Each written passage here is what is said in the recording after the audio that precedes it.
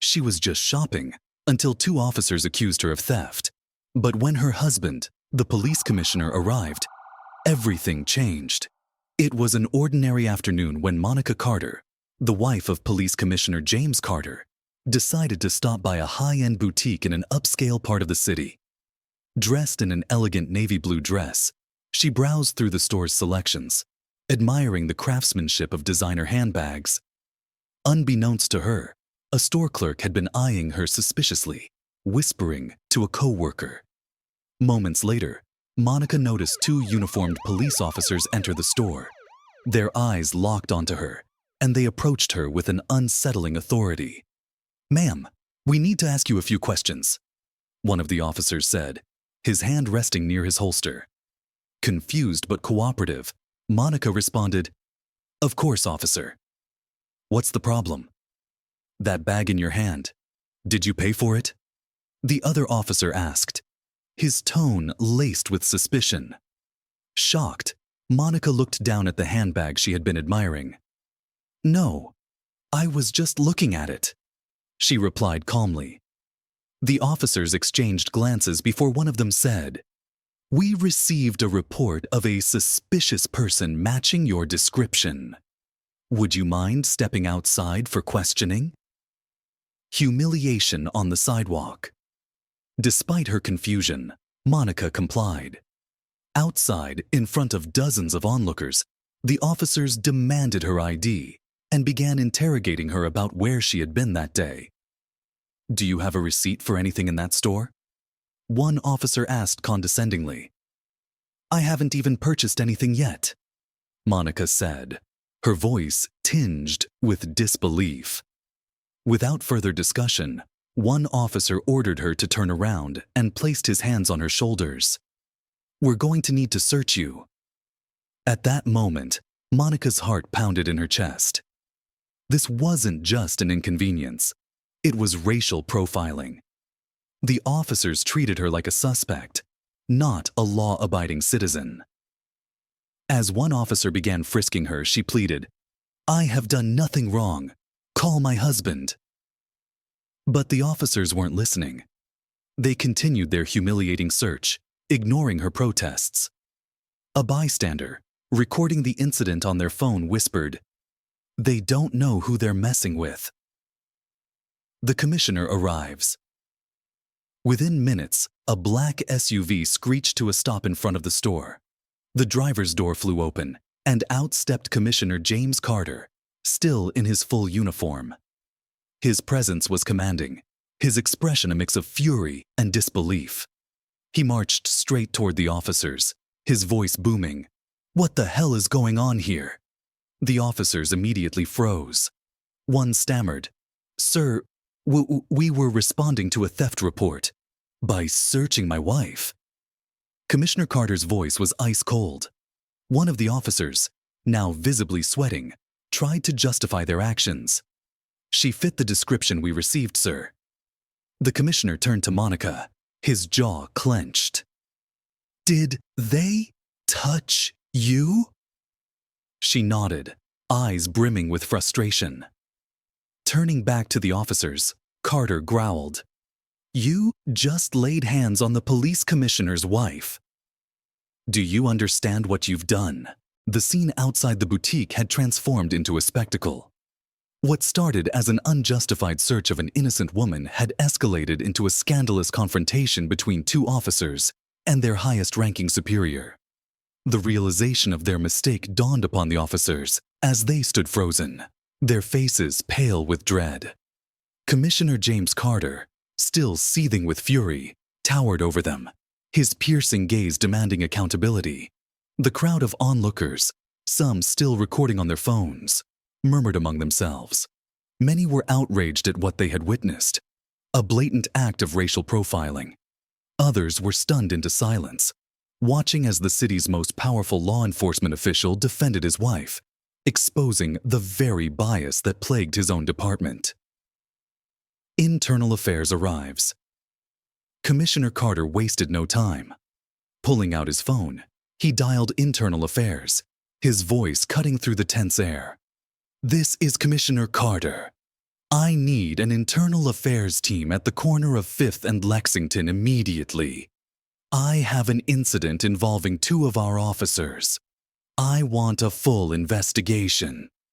The officers glanced at each other, panic settling in. One attempted to salvage the situation. "Sir, we were just following procedure. We received a report about a shoplifter, and your wife fit the description. Don't you dare insult my intelligence," Carter snapped. His voice was laced with restrained anger, yet his professionalism never wavered. "You mean to tell me that in a store filled with customers, the only person you chose to interrogate, publicly humiliate, and search was the black woman?" The officer swallowed hard, but before he could stammer out another excuse, 2 unmarked police cars pulled up. Internal affairs investigators stepped out, their presence signaling serious consequences. The lead investigator, a sharp-eyed woman named Detective Lisa Reynolds, approached Carter with a firm nod. "Commissioner, what's the situation?" Carter gestured toward his wife, still visibly shaken but standing tall. "These officers unjustly searched and humiliated my wife based on nothing but racial bias. They need to be investigated immediately." Detective Reynolds turned to the officers. "Hand over your body cam footage, now." Reluctantly, the officers did as they were told. As the detective and her team retrieved the footage, Carter made it clear, "I want them suspended until a full review is conducted. If I find out that this isn't the first time something like this has happened, they won't just lose their badges. They'll be in court for civil rights violations." The public outrage. As the investigation was launched, the video footage taken by bystanders went viral within hours. News outlets picked up the story, headlines flashing across the country. Police commissioner's wife wrongfully searched in racial profiling incident. Even the commissioner's family isn't safe from racial bias. What does that say about the rest of us? Social media erupted with discussions on systemic racism within law enforcement. The fact that this happened to the wife of the city's top cop made the incident even more alarming. One Twitter user posted, "If the police commissioner's wife can be treated like this, imagine what happens to everyday people with no power or connections." Another commented, "This is proof that racial profiling isn't about crime. It's about color. She was guilty in their eyes just for existing in that store." Community activists seized the moment, organizing protests outside the police department, demanding immediate action. Pressure mounted on the city's mayor to respond. He held an emergency press conference the next day, addressing the public outrage. "This incident is unacceptable," the mayor stated. "I have spoken with Commissioner Carter, and I stand by his decision to investigate this matter thoroughly. Our city must do better." Consequences for the officers. With the pressure intensifying, internal affairs worked swiftly. The body cam footage confirmed everything. There was no theft, no reasonable suspicion, and no justification for how Monica Carter was treated. The footage even captured the officers exchanging dismissive remarks about her protests, showing a clear lack of concern for her dignity. When the officers were summoned for questioning, their excuses fell apart under scrutiny. One of them attempted to justify his actions. "We had to follow up on a report." Detective Reynolds leaned forward. "And did you question anyone else in the store?" The officer hesitated. "No, but..." "No buts. You singled out one person based on assumptions rather than facts. That's not policing. That's profiling." Following the investigation, the department announced its decision. Both officers were suspended without pay, pending further disciplinary action. The public demanded more, calling for termination. The boutique faces backlash. Meanwhile, the boutique that had called the police on Monica Carter found itself in hot water. Customers boycotted the store, leaving scathing reviews online. One read, This store racially profiled an innocent woman and treated her like a criminal. I refuse to support businesses that engage in discrimination. The store manager issued a statement, attempting damage control. We deeply regret the misunderstanding and are taking steps to educate our staff on implicit bias. It read, but the damage was done. Within weeks, the boutique's sales plummeted, and the clerk who had made the initial report was fired. Commissioner Carter's reforms. For Commissioner Carter, this wasn't just about his wife. It was about every person of color who had faced the same injustice, but had no power to fight back. He took this as a personal mission to reform the way his department handled racial bias.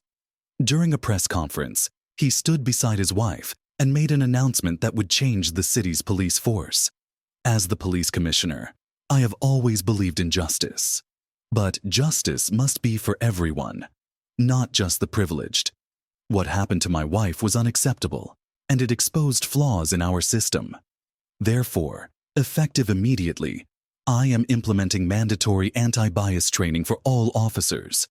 Any officer found guilty of racial profiling will face serious disciplinary action. He continued, his voice firm. I will not allow my department to be part of the problem. We must be the solution. Monica Carter, standing proudly beside him, took the microphone and added, This isn't just about me. This is about making sure no woman, no black person, no person of color has to experience this humiliation again. Her words resonated across the nation. A lasting impact. In the following months, the reforms Commissioner Carter put in place began to take effect. Officers underwent new training, and a civilian oversight committee was formed to handle racial discrimination complaints. The officers involved in the incident never returned to active duty. One resigned, and the other was dismissed after further investigations revealed a pattern of complaints against him.